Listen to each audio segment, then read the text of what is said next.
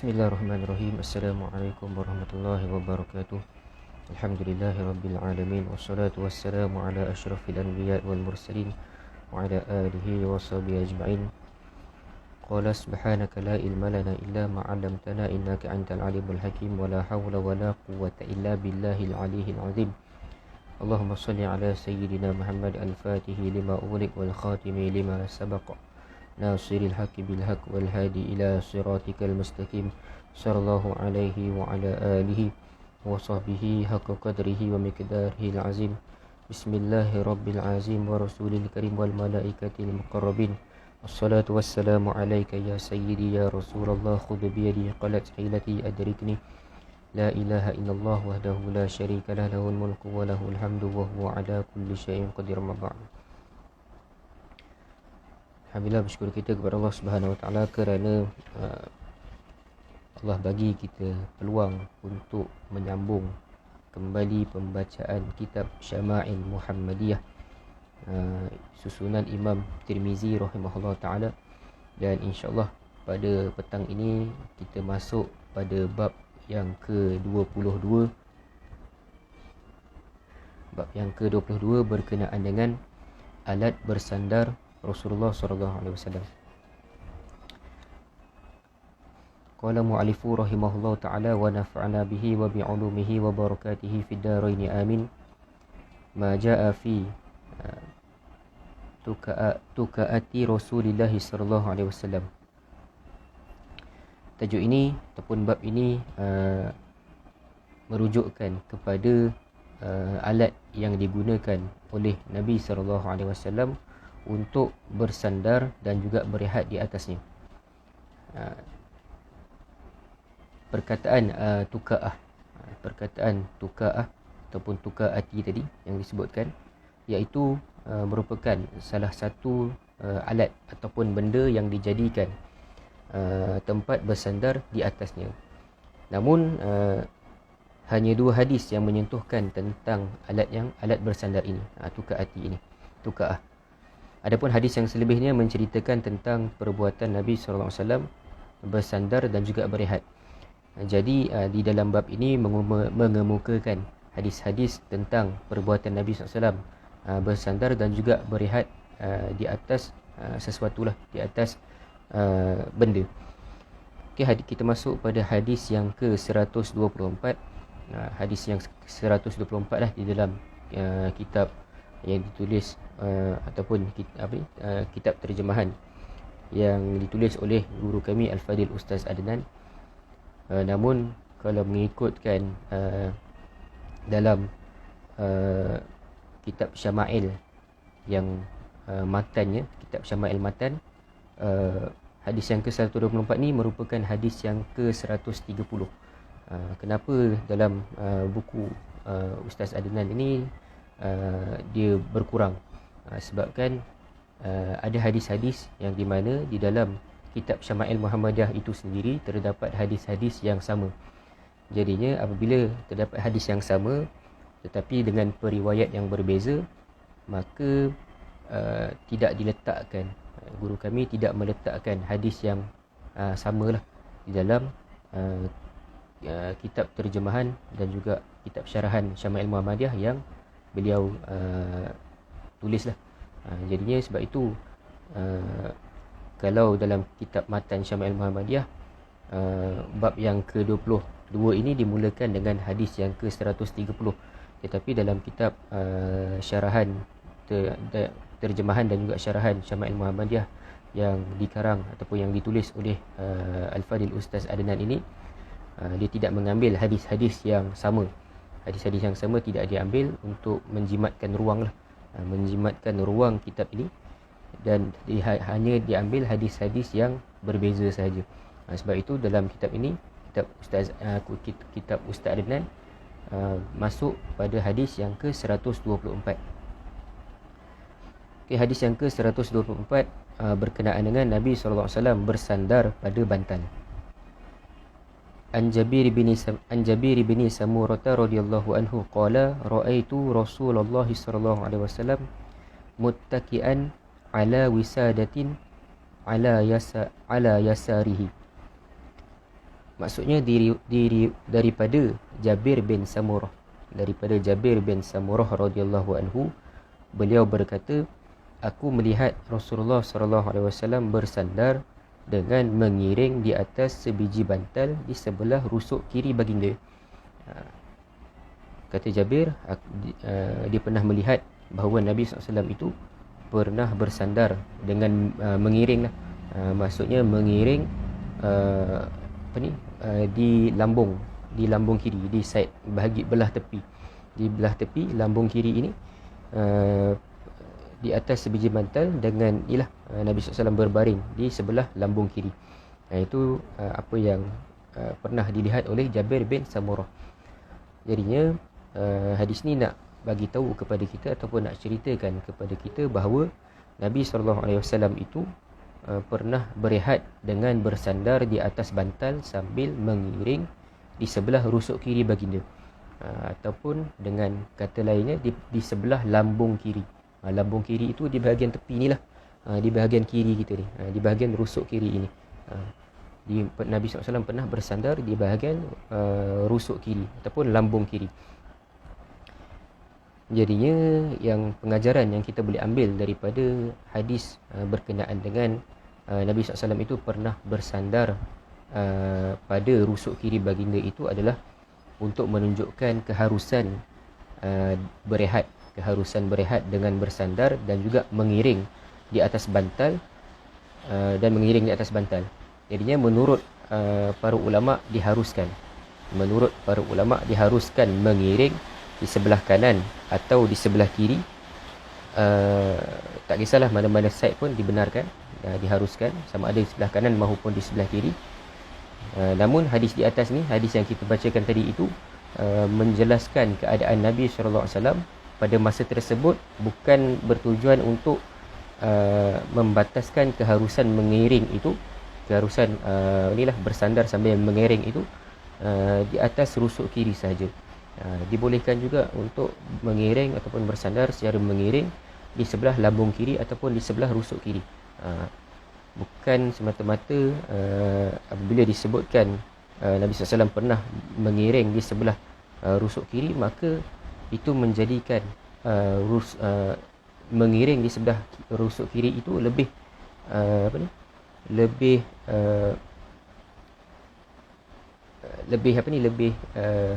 utama berbanding dengan mengiring di sebelah rusuk kanan. Tidak begitulah. Cumanya pada ketika itu sahabat yang bernama Jabir ini melihat Nabi SAW mengiring pada rusuk kiri. Wallahualam, mungkin sebelum itu Nabi SAW mengiring pada rusuk kanan, kita tidak pastilah. Jadinya dibolehkan untuk mengiring sama ada di sebelah lambung kanan ataupun rusuk kanan, maupun di sebelah rusuk kiri ataupun lambung kiri. Dan rusuk dan lambung ini dia merupakan satu benda yang samalah. Rusuk kiri, bahagian rusuk kiri, bahagian rusuk kiri lah, dan ataupun nama lain dia sebagai lambung kiri. Okay, hadis yang ke-125. Hadis yang ke-125, an Abi Bakrah radhiyallahu anhu qala Rasulullah sallallahu alaihi wasallam, ala uhiddithukum bi akbaril kabair. Qalu bala ya Rasulullah. Qala al-isyraku billah wa uququl walidain. Qala wa jalasa Rasulullah sallallahu alaihi wasallam wa kana muttaki'an. Qala wa shahadatu zuri أو قول الزور. قال فما زال رسول الله صلى الله عليه وسلم يقولها حتى قلنا ليته سكت. Maksudnya diriwayatkan daripada Abu Bakrah radhiyallahu anhu, katanya Rasulullah sallallahu alaihi wasallam bersabda, mahukah aku beritahu kalian dosa-dosa yang paling besar? Nabi SAW bagi tahu kepada para sahabat, mahukah kalian aku bagi tahu tentang dosa-dosa yang paling besar? Kemudiannya para sahabat menjawab, bala ya Rasulullah. sudah tentu wahai Rasulullah. Bala ya Rasulullah, sudah tentu wahai Rasulullah, kata para sahabat. Kemudian baginda pun menjawab jawapanlah, apa itu dosa-dosa yang paling besar. Kata Nabi, mensyirikkan Allah dan menderhakai kedua-dua ibu bapa. Berkata Abu Bakrah, Rasulullah SAW pada mulanya bersandar atau mengiring. Kemudian baginda duduk dan bersabda lagi. Pada mulanya ketika mana Nabi SAW itu bagi tahu jawapan berkenaan dengan dosa-dosa yang paling besar, Nabi kata mensyirikkan Allah dan menderhakai kedua ibu bapa. Ketika itu Nabi SAW dalam keadaan mengiring, sambil menyampaikan ilmu kepada para sahabat. Kemudiannya baginda duduk dan bersabda lagi, dan memberi kesaksian dusta, palsu atau berkata dusta. Kata Abu Bakrah lagi, Rasulullah SAW tidak berhenti berkata tentangnya hinggalah kami berkata di dalam hati kami, alangkah baiknya jika baginda berhenti. Nabi SAW itu ulang banyak kali perkataan tentang dosa-dosa besar itu. Nabi ulang. Apa itu dosa besar itu Nabi ulang, sehingga kan para sahabat terdetik di dalam hati para sahabat ini. Mereka berkata, alangkah baiknya jika baginda berhenti. Nanti kita tengok, adakah perkataan alangkah baiknya jika baginda berhenti ini merupakan suatu benda yang sahabat kira macam sahabat tak suka Nabi bercakap ataupun jemu Nabi bercakap, dan bagaimana nanti kita akan terangkanlah. Jadinya hadis ni nak menceritakan kepada kita bahawa Nabi SAW itu menyampaikan ilmu kepada para sahabatnya tentang dosa-dosa besar, dosa-dosa yang paling besar. Dan pada permulaannya baginda itu berada dalam keadaan bersandar dan mengiring, kemudian barulah baginda itu duduk. Nabi SAW kata mensyirikkan Allah dan menderhakai kedua ibu bapa itu dalam keadaan baginda sedang mengiring, bersandar sambil mengiringlah.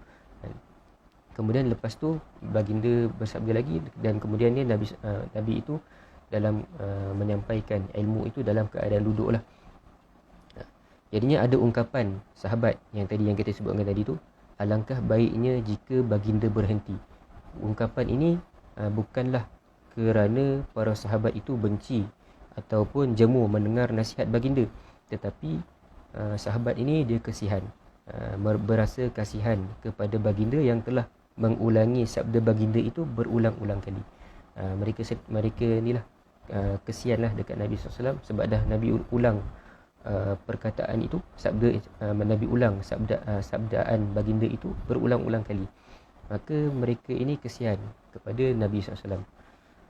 Mereka tidak suka sebarang perkara yang menimbulkan kemarahan atau kebencian kepada Nabi SAW. Bukannya dengan makna mereka ini bila Nabi SAW cakap dengan ulang-ulang, mereka ini benci ataupun jemu dengar nasihat Nabi, bukan. Tapi mereka kesian kepada Nabi SAW sebabkan baginda dah banyak kali ulang, takut baginda mungkin letih, penat dan sebagainya. So mereka kesianlah pada Nabi yang banyak kali ulang perkataan sabdaan yang samalah. Itu jadinya apa pengajaran yang kita boleh ambil daripada hadis yang ke-125 ini? Ianya menunjukkan kepada kita ini keharusan berzikir dan menyampaikan ilmu ketika sedang bersandar dan mengiring, yang perbuatan tersebut tidak melanggar adab Islam. Jadinya dibolehkan untuk kita ini berzikir ataupun kita ini menyampaikan suatu ilmu dalam keadaan bersandar ataupun mengiring. Dibolehkan. Sebab apa? Sebab Nabi SAW pernah lakukan. Cumanya kena pastikanlah perbuatan tersebut tidak melanggar adab-adab Islam. Tidak melanggar adab-adab dalam Islam lah. Jadinya diharuskan untuk kita ini berzikir sambil bersandar maupun mengiring, ataupun kita nak sampaikan ilmu kepada orang pun dibolehkan. Tetapi bagi orang yang menuntut ilmu ataupun bagi orang yang sedang belajar, tak boleh dia nak baring-baring, tak boleh dia nak bersandar-sandar. Itu melanggar adab. Ini dalam konteks ini hanya dibenarkan untuk para syekh ataupun guru sahaja. Bagi anak murid tidak dibenarkanlah. Bagi anak murid berzikir sahaja, dia harus bolehlah berzikir. Tapi kalau bab menuntut ilmu, kena menuntut ilmu dengan penuh adab dan bersungguh-sungguh. Kena menuntut ilmu dengan penuh adab dan bersungguh-sungguh. Tidak boleh kita ini nak menuntut ilmu sambil bersandar, berbaring, ataupun contohlah macam kita pernah PKP dulu kan, masa kelas online kita menuntut ilmu dekat depan laptop, tapi laptop terbuka tapi kita tidur. Itu melanggar adab. Ataupun laptop ada kat sebelah, kita tidur dekat katil, kita baring sambil baring, kita tengok dengar lecture sambil baring. Itu sebenarnya melanggar adab, tidak dibenarkan bagi penuntut ilmu. Tapi bagi para guru ataupun para masyayikh ataupun syekh, ustaz-ustaz, terpulang kepada mereka lah bagaimana kaedah untuk menyampaikan ilmu. Nabi sendiri pun telah menunjukkan bahawa baginda itu pernah menyampaikan ilmu kepada para sahabat dalam keadaan baginda mengereng, dalam keadaan baginda bersandar dan mengereng lah. Jadinya harus untuk dilakukan, harus, hukumnya harus sahaja. Itu pengajaran hadis yang ke-125. Kita masuk pada hadis yang ke-126. InsyaAllah kita habiskanlah bab ni. Ada lagi 2 hadis insyaAllah. Hadis yang ke-126, an Abi Juhaifah radhiyallahu anhu yaqulu qala Rasulullah sallallahu alaihi wasallam la aqulu muttaki'an. Daripada Abu Juhaifah radhiyallahu anhu, beliau berkata, Rasulullah sallallahu alaihi wasallam bersabda, aku tidak akan makan sambil bersandar. Nabi SAW pernah berkata bahawa aku, yakni Nabi SAW, tidak akan makan sambil bersandar. Jadinya hadis ni Nabi SAW nak bagi tahu kepada kita tentang amalan baginda Nabi ketika mana baginda itu sedang makan, iaitu baginda tidak makan sambil bersandar ataupun mengiring. Nabi SAW tidak makan sambil bersandar ataupun mengiring. Jadinya ini menjadi galakan untuk kita ini mencontohi cara duduk Nabi SAW ketika mana Nabi makan. Dan juga Nabi SAW tidak makan secara dalam keadaan bersila. Nabi SAW tidak makan dalam keadaan bersila. Adalah cara duduk Nabi SAW ketika mana Nabi makan, nanti akan diterangkan di dalam bab yang ke-24 nantilah. Nanti kita akan tengok bagaimana cara baginda duduk sambil makan. Nabi tidak makan sambil dalam keadaan duduk bersila. Nabi tidak makan sambil duduk bersila maupun bersandar ataupun dalam keadaan mengiring. Namun adakah kalau kita ini, bagi contoh kita makan sambil baring, adakah boleh atau tidak boleh?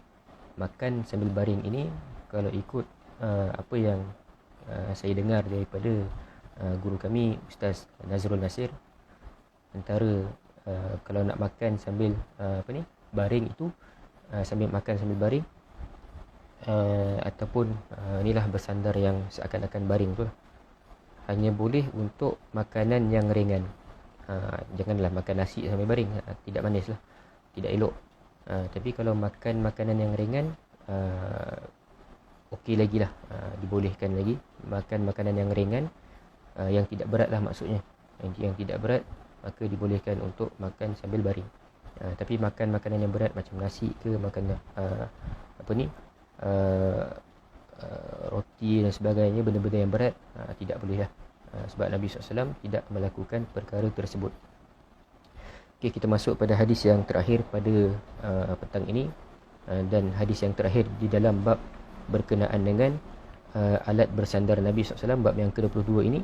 Hadis yang ke-127, an Jabir bin Samurah radhiyallahu anhu qala ra'aitu an-nabiyya sallallahu alaihi wasallam muttaki'an ala wisadah. Maksudnya daripada Jabir bin Samurah radhiyallahu anhu yang menceritakan, aku telah melihat Nabi sallallahu alaihi wasallam bersandar dengan mengiring di atas sebiji bantal. Jadinya hadis yang ke-127 ni dia samalah. Dia lebih kurang sama seperti hadis yang ke-24 lah, hadis yang awal-awal kita bacakan tadi. Cumanya dalam hadis ini tidak dinyatakan bahawa Nabi SAW bersandar dengan mengiring di atas rusuk kiri baginda. Tapi dalam hadis yang ke-127 ini hanya diceritakan bahawa Nabi SAW itu bersandar dengan mengiring di atas sebiji bantal. Tapi kalau hadis yang ke-124 ditambah selepas sebiji bantal itu ditambah di sebelah rusuk kiri baginda, di sebelah lambung kiri. Jadinya itu perbezaan antara hadis yang ke-127 dan juga hadis yang ke-124. Jadinya apa kesimpulan-kesimpulan yang kita boleh ambil daripada hadis-hadis berkenaan dengan alat bersandar Nabi SAW ini? Kesimpulannya adalah Nabi SAW itu pernah bersandar secara mengiring di atas bantal dan sebagainya, termasuk di hadapan sahabat-sahabat baginda ketika menyampaikan ilmu dan nasihat kepada mereka. Namun baginda tidak pernah melakukannya ketika makan. Nabi SAW itu pernah bersandar secara mengiring di atas bantal di hadapan para sahabat. Ketika itu Nabi SAW menyampaikan ilmu dan juga nasihat kepada mereka. Namun Nabi SAW itu tidak pernah makan, tidak pernah bersandar maupun mengiring sambil makan. Nabi SAW tidak pernah melakukan perkara sedemikianlah. Cumanya ketika mana menyampaikan ilmu, pernah Nabi SAW duduk bersandar secara mengiring dan menyampaikan ilmu kepada para sahabat, tetapi tidak Nabi lakukan bersandar dan juga mengiring itu ketika mana baginda sedang makan. Tidak dilakukan. Jadi setakat itu sajalah perkongsian hadis pada petang ini. Moga-moga ada manfaatnya. Terima kasih kepada sahabat-sahabat yang join ataupun kawan-kawan kita yang join live pada petang ini. Moga-moga ada manfaatnya lah untuk kita semua. Kita baca hadis Syama'il ini bukan semata-mata untuk kita ini cepat khatam, ataupun bukan kita ini cepat nak habis kitab Syama'il. Tetapi kita baca Syama'il ini, kita nak tengok bagaimana keadaan kehidupan hidup Nabi SAW, bagaimana keadaan hidup Nabi itu, dan juga bagaimana akhlak-akhlak baginda dengan para sahabat, bagaimana fizikal Nabi SAW, bagaimana keadaan ketinggian Nabi, wajah Nabi, kulit Nabi dan sebagainya. Untuk kita ini jadikan baginda itu sebagai idola, untuk kita jadikan baginda itu sebagai panutan kehidupan kita. Moga-moga ada manfaatnya lah untuk kita semua. Wallahu subhanahu wa ta'ala a'lam. Assalamualaikum warahmatullahi wabarakatuh.